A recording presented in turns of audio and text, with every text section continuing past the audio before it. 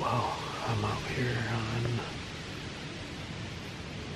on another sit out in the stand, and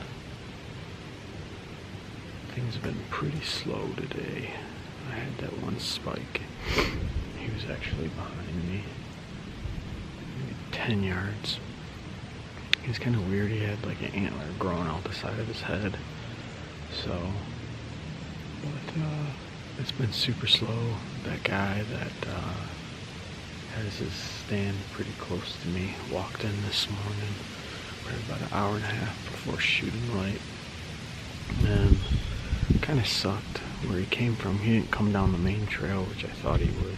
He actually came all the way from the other side, so anything that's moving back over there has got a big scent trail from that guy. So I don't know, when I go out, if he's still in his stand, I might talk to him and tell him, about the main trail. I'm not sure if he knows about it, or if maybe he's found the easier way in through the hardwoods. But so the wind's starting to pick up. They're supposed to be up to 20 mile per hour gusts today, with a pretty high chance of rain. So I don't think I'm staying all day, but I'm gonna stay out for a little bit longer just to see if anything happens. So one good thing is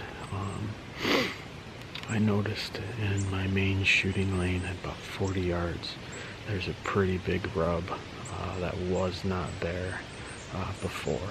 So that's good news. I'll show you guys real quick. So I'm pretty excited about that rub. I also carried back a frickin' 12-pound trophy rock and put it on that main trail. So if anything comes in, that'll be like a 20-yard shot.